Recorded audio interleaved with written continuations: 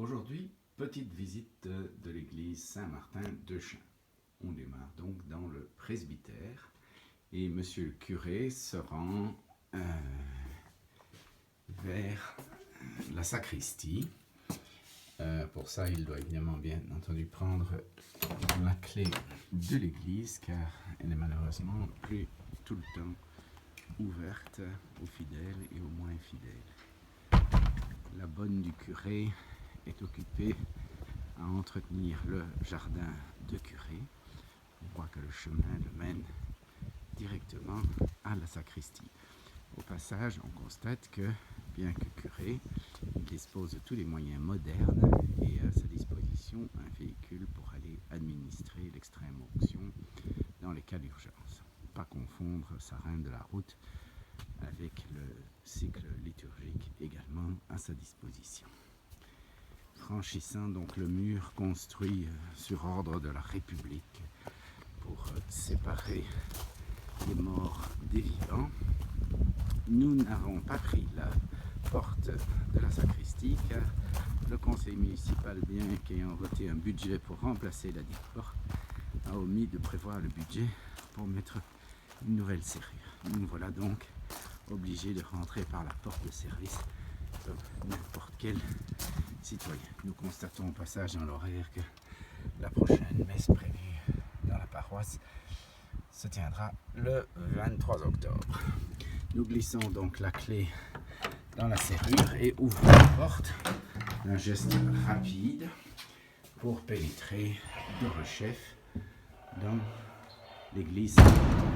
On constate que la sécheresse de l'été a frappé également le bénitier, qui n'est probablement pas d'origine mais doit dater de la contre-réforme, alors que le bénitier d'origine, bien plus modeste, était bien sympathique, mais a été frappé par la même sécheresse. On constate avec plaisir que personne ne s'en est servi comme cendrier. Nous voici donc dans la partie romane, bien que malheureusement fort restaurée de l'édifice, et nous nous dirigeons vers le chœur, dont on constate tout de suite qu'il a été modernisé à l'époque du gothique flamboyant. Au passage, nous voyons une évocation de Saint-Martin dans le célèbre épisode où soldats romains, probablement envahissant la Syrie ou un autre pays innocent, il partage quand même son manteau avec une des pauvres victimes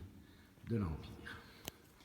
Donc, nous dirigeons vers la porte dérobée de la sacristie. Un coup d'œil sur les reliques de divers saints. Nous voici à la porte dérobée que nous franchissons et derrière laquelle se trouve, autre aspect de la modernité, le mécanisme de déclenchement des cloches avec un compteur Linky qui permettrait de couper le courant à distance. Nous ouvrons le dispositif et nous allons choisir le glas. Pour qui sonnerait-on ce glas? Le trépas, non, ce n'est peut-être pas le moment. L'angélus, c'est trop tôt. Pourquoi pas une volée? Alors allons-y à toute volée pour 2 minutes, 3 minutes. Et nous devrions donc entendre, si tout se passe bien, Florimonde sonner. Pour mieux entendre Florimonde, nous allons nous rendre dans la partie historique de l'église, c'est-à-dire celle qui est à l'inventaire des monuments classés, la partie romane d'origine, et qui a quelques mots en reste. Oh là là, Florimonde se fait entendre. On voit encore le passage de la corde, mais pour pouvoir continuer la visite, nous allons la faire taire et retourner, car la minuterie va déclencher cette volée pendant au moins 3 minutes, ce qui est le minimum syndical pour convaincre les paroissiens de rejoindre Saint-Martin. Alors, un petit coup et hop, fini, l'inertie fera le reste. La sacristie est assez modeste, au contraire de l'édifice qui est imposant. On constate derrière l'ancien hôtel la présence d'un vitrail censé représenter Saint-Martin.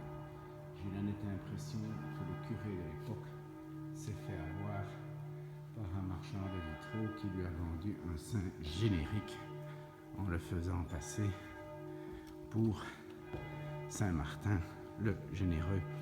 Retournons donc un instant vers la partie la plus authentique de Saint-Martin, où nous constatons en fait que les bas-côtés ne sont plus accessibles.